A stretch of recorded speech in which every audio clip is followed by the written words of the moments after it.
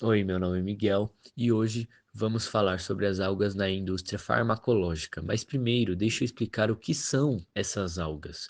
Algas são organismos que produzem seu próprio alimento através da luz solar.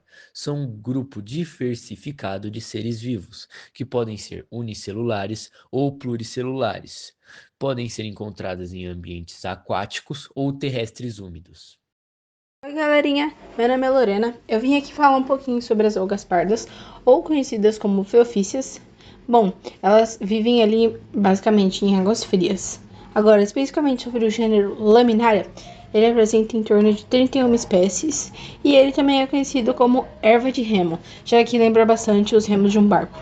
Na indústria farmacêutica, principalmente, é muito importante pelo uso de indução de parto, já que a alga seca induzida no colo do útero, ela meio que dilata com um gel assim no útero e induz o parto. Sobre a extração, basicamente a China é a maior produtora, com mais de 5 milhões de toneladas por ano. A colheita e preparo é normal, corta do caule, lava para remover impurezas e afins. Depois é secada no sol, em estufas ou ventiladores industriais, depende pelo que vai ser usado.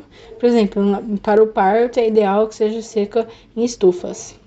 Agora, depois, outros processos pode ser a trituração ou a moagem, que é trituração é mais para chás, temperos, e moagem é mais para pós finos. Bom, outro gênero também aqui que eu vou falar é o gênero Fucus, que apresenta em torno de 20 a 25 espécies. Ele também é conhecido como carvalhinho do mar, já que a sua aparência lembra bastante um carvalho. Agora, na indústria farmacêutica, ele é muito importante pelo tratamento de hipotireoidismo, já que o Fucus ele tem um alto teor de iodo. Então, quando é extraído esse iodo e usado, enfim, em chás ou em cápsulas, consegue estimular a produção de hormônios e a tireoide.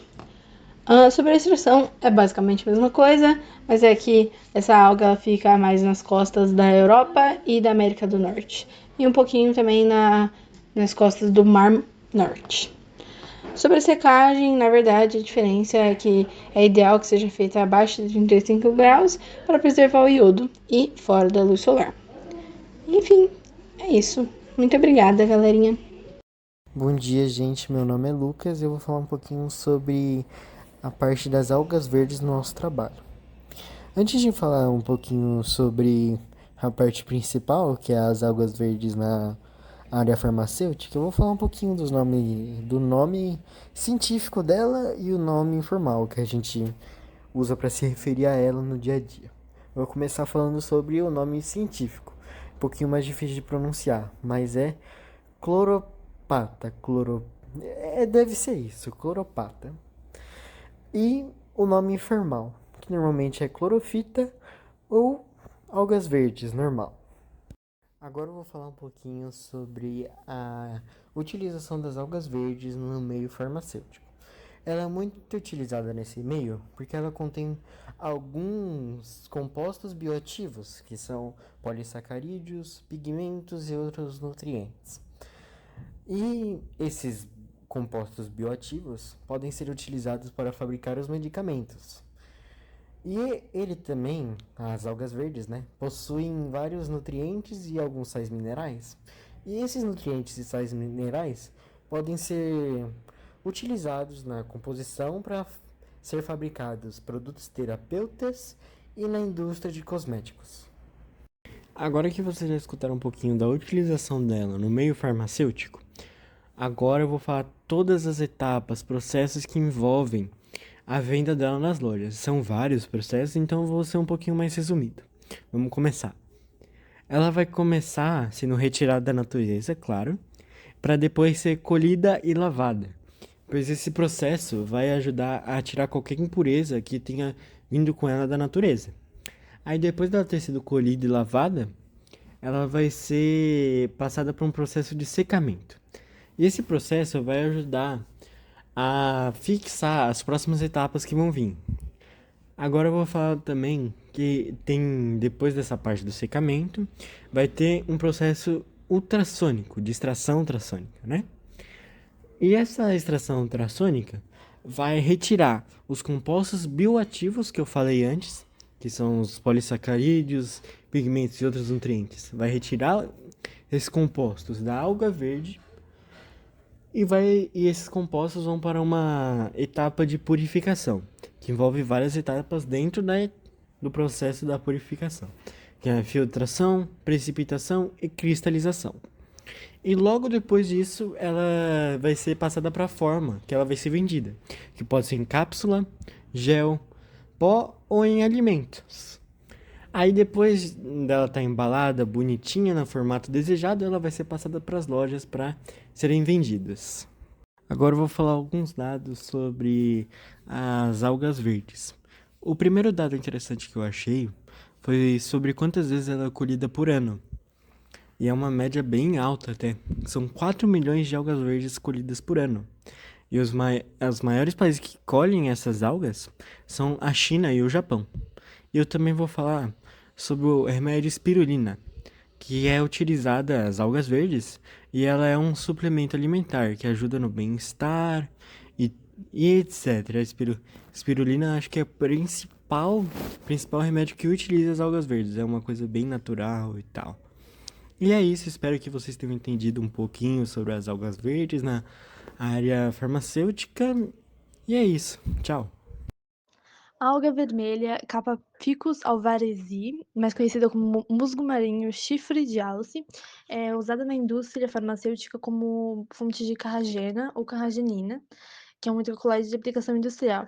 Nos produtos farmacêuticos, nos medicamentos, a carragenina é usada mais como um recipiente inativo, ou seja, ela é usada para assegurar a estabilidade e as propriedades físico-químicas dos medicamentos que vão circular.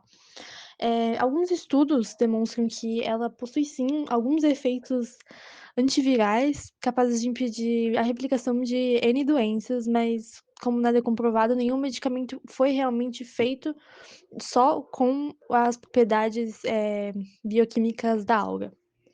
Um exemplo de medicamento que utiliza as propriedades estruturais da alga Capaficus alvarezi é o mesilato de bromocriptina, que esse medicamento é usado no tratamento de acromegalia, que é a doença que é responsável pelo crescimento excessivo dos membros do corpo, no tratamento da doença de Parkinson e no tratamento da diabetes tipo 2.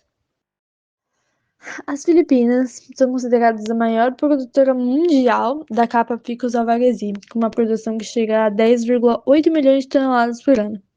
No nosso país, a empresa Algas Brasil, sediada em Florianópolis, Santa Catarina, tem uma produção de mais ou menos 350 mil toneladas. A Gracilaria corticata é outro exemplo de alga vermelha, só que ela é usada mais como extração de um outro tipo de hidrocolóide, que é o agar-agar, que ele é bem semelhante à carragenina.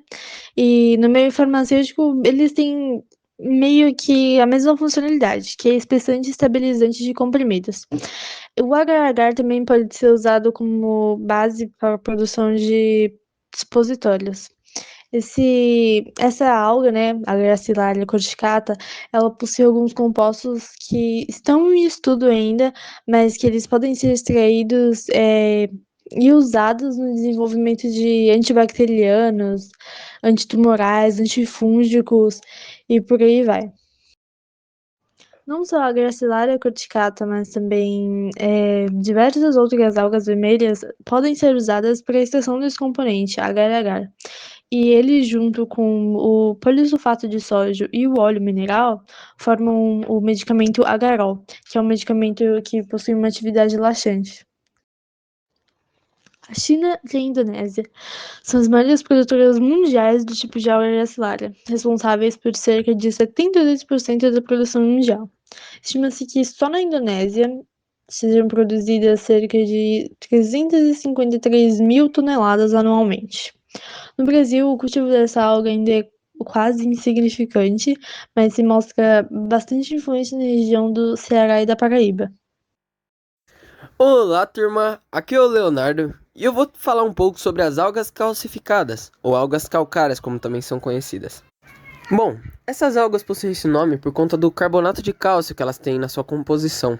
Esse carbonato de cálcio vai proporcionar para elas mais proteção, né? Porque as torna mais rígidas, mais duras.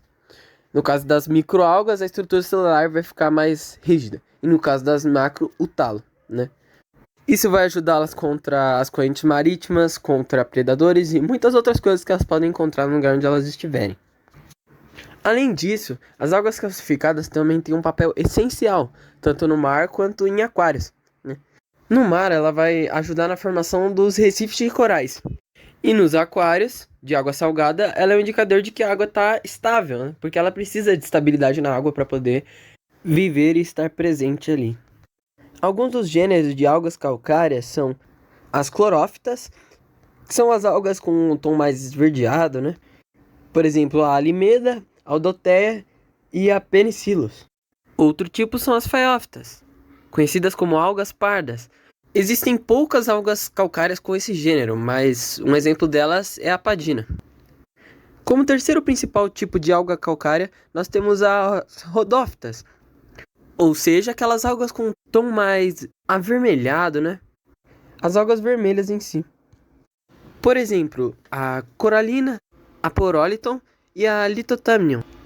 Agora, passando mais para o lado da farmacologia em si, essas algas produzem metabólitos secundários, que são partículas produzidas por seres vivos essenciais para a vida, né?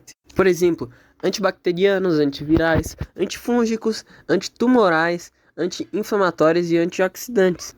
Essas algas também são usadas muitas vezes para suplementos de cálcio e antiácidos, ao neutralizar a acidez estomacal.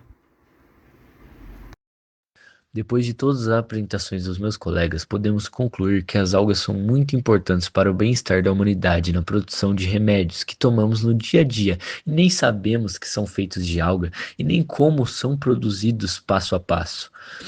Então é isso, pessoal. O vídeo acaba por aqui. Até o próximo trabalho de biologia.